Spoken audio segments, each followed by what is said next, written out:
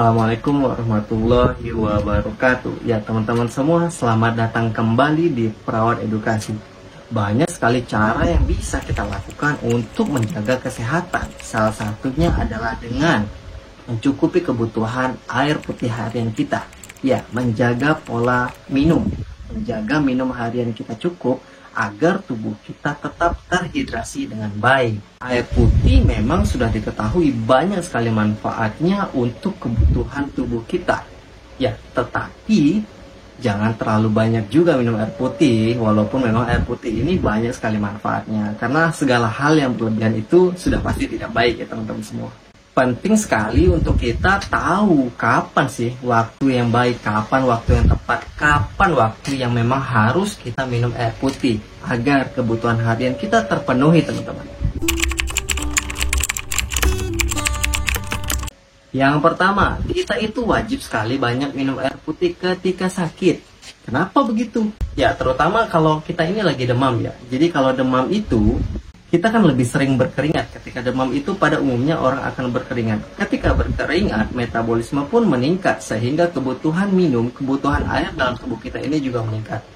Bagaimana cara kita mencukupi kebutuhan airnya? Dengan banyak minum. Selain itu, dengan minum juga disinyalir mampu menurunkan suhu tubuh.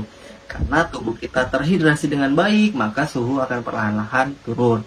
Nah, dan lagi juga kalau kita lagi sakit, terus sakitnya itu seperti masalah pencernaan teman-teman, terutama ya, seperti muntah-muntah, diare. Nah, itu kan banyak cairan yang keluar dari tubuh kita.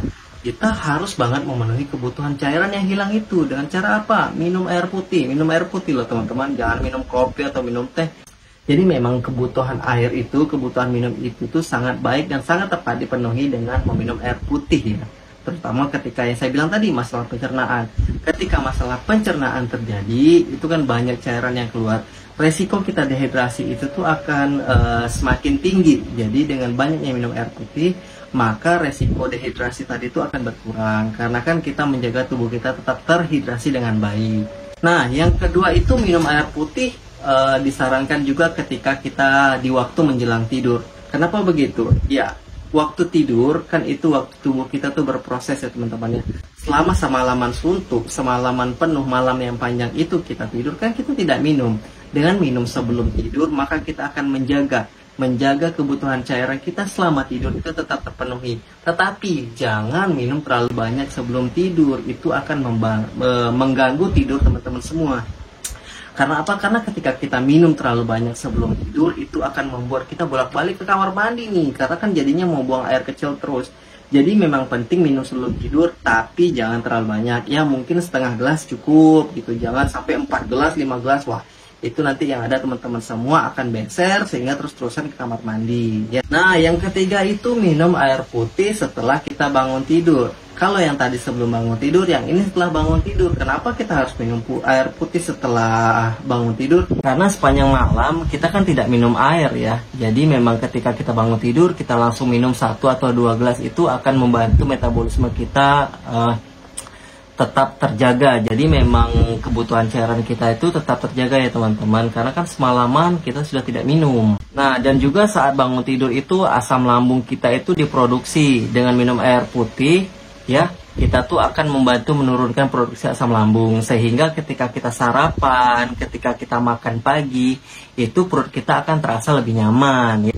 Terus yang keempat, minum sebelum kita makan. Nah, buat teman-teman semua yang diet ya, yang lagi menjaga atau mengurangi porsi makan, ya coba dengan minum air putih 1 gelas ya 30 menit sebelum makan. Kan air putih itu bisa buat kita kenyang kalau kita minum ya. Jadi dengan minum air putih sebelum makan itu akan membantu mengurangi porsi makan kita. Karena kita udah keduluan kenyang, jadi juga makanan kita terbatasin, tapi kita tetap makan. Nah, yang kelima itu minumlah air putih ketika kita sedang capek, lelah. Tubuh kita ini sebagian besarnya adalah air ya teman-teman, yang kapan saja bisa berkurang kadar airnya. Terutama ketika kita sedang buang air, berkeringat, bernafas, atau menangis ya teman-teman semuanya, atau semacamnya lah. Jika merasa lelah dan lemas, maka akan mengakibatkan kita kurangnya konsentrasi, kurangnya fokus kita. Nah, dengan ini sebaiknya teman-teman langsunglah minum, ambil air, sehingga membuat tubuh teman-teman jadi rileks lagi dan kebutuhan air minumnya kembali tercukupi. Nah, yang terakhir itu yang keenam, minum air putih sebelum dan sesudah olahraga. Kenapa kita harus minum air putih sebelum dan sesudah olahraga? Kalau sebelum olahraga, kita minum air putih itu untuk menjaga tubuh kita, kecukupan airnya itu tetap terjaga ketika kita berolahraga. Kalau setelah olahraga, kita kan pasti akan mengeluarkan keringat, kita jadi lelah. Nah, kenapa kita harus minum air putih? Itu untuk menjaga, menggantikan cairan-cairan yang telah hilang melalui keringat itu tadi.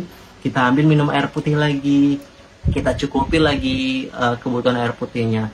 Jadi tubuh kita tuh tetap terhidrasi dan mencegah tubuh kita jauh dari dehidrasi, agar tubuh kita tidak dehidrasi. Jadi itu adalah beberapa waktu timing yang tepat untuk minum air putih ya teman-teman. Minum air putih itu secukupnya, seperlunya, dan jangan sampai berlebihan. Karena seperti yang saya sampaikan tadi, apapun yang dilakukan berlebihan itu akan berdampak buruk untuk kita semua. Teman-teman pasti sudah tidak asing dengan himbauan minum 2 liter per hari. Ya, itu adalah takaran yang pas, takaran yang baik untuk kita minum air putih.